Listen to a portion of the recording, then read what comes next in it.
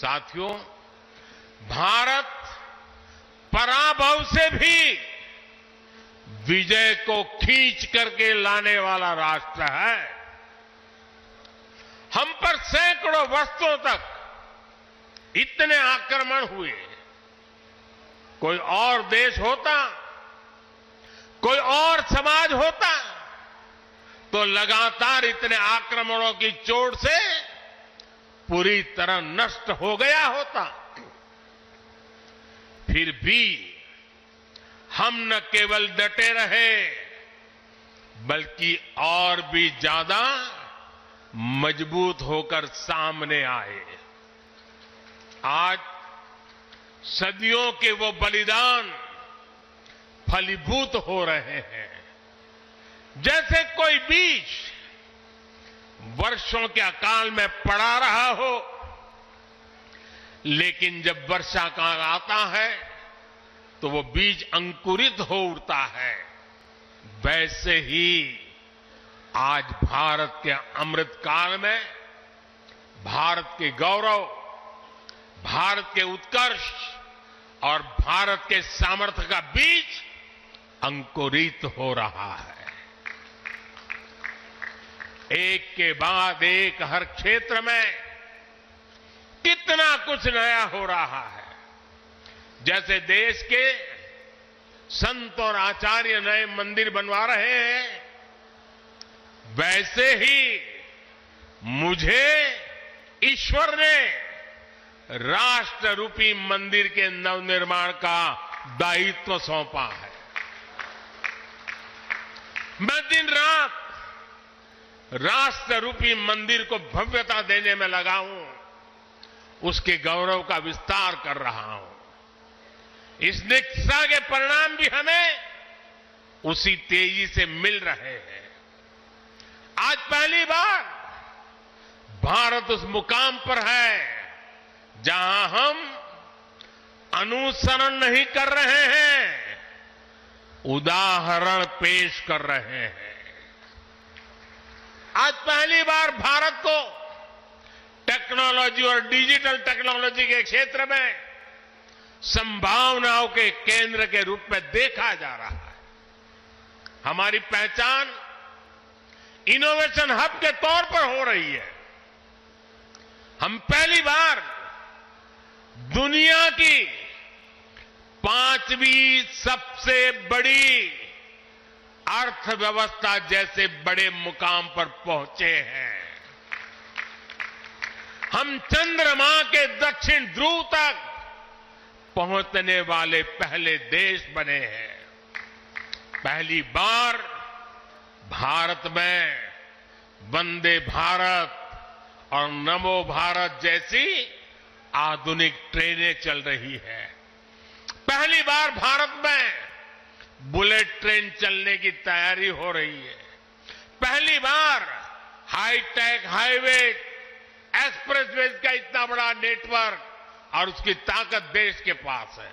पहली बार भारत का नागरिक, चाहे वो दुनिया के किसी भी देश में हो, अपने आप को इतना गौरवान्वित महसूस करता है।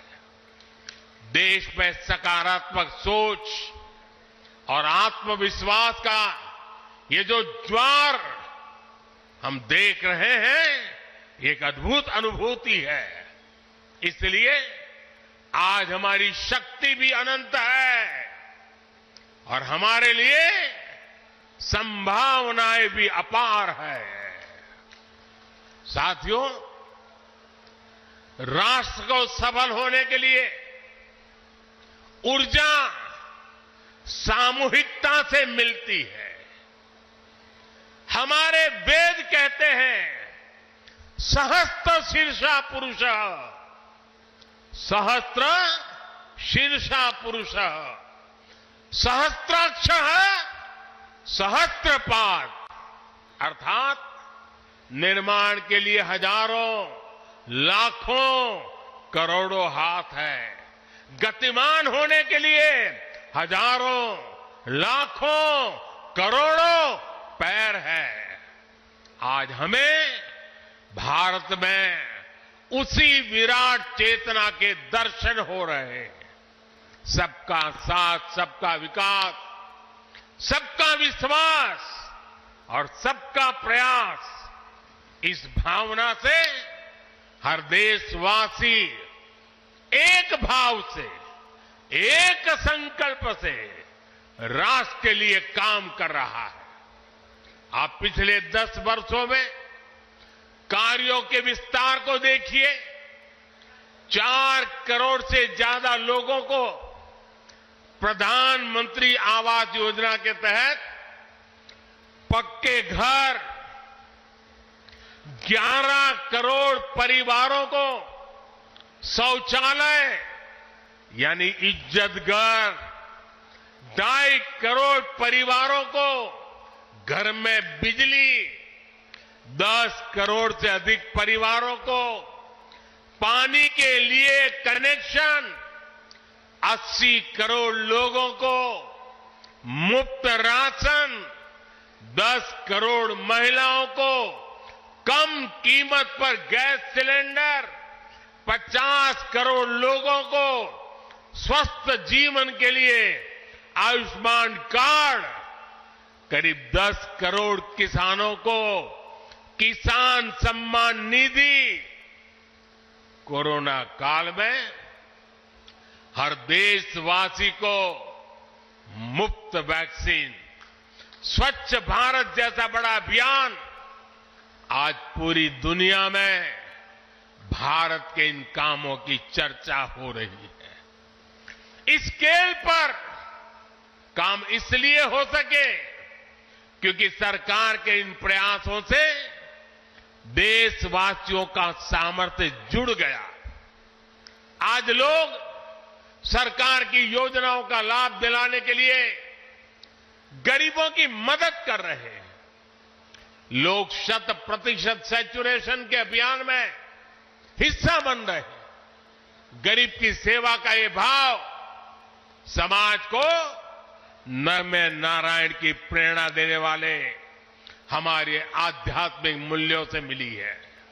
इसलिए देश ने विकसित भारत का निर्माण और अपनी विरासत पर गर्व के 5 प्राणों का आह्वान किया है। साथियों, भारत जब भी बड़े संकल्प लेता है, उसके मार्गदर्शन के लिए ईश्वरीय चेतना किसी न किसी रूप में हमारे बीच जरूर आती है। इसलिए गीता में भगवान श्री कृष्ण ने कहा, संभवामि युगे युगे, इतना बड़ा आश्वासन दे दिया है। लेकिन इस वचन के साथ ही तो हमें ये आदेश भी देते हैं कि कर्मण्येवाधिकारस्ते मा फलेषु कदाचन, अर्थात हमें फल की चिंता के बिना कर्तव्य भाव से कर्म करना है। भगवान का ये वचन, उनका ये निर्देश आज 140 करोड़ देशवासियों के लिए जीवन मंत्र की तरह है।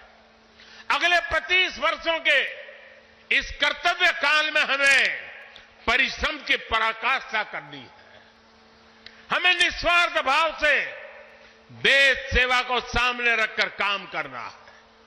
हमारे हर प्रयास में, हमारे हर काम से राष्ट्र को क्या लाभ होगा, ये प्रश्न हमारे मन में सबसे पहले आना चाहिए।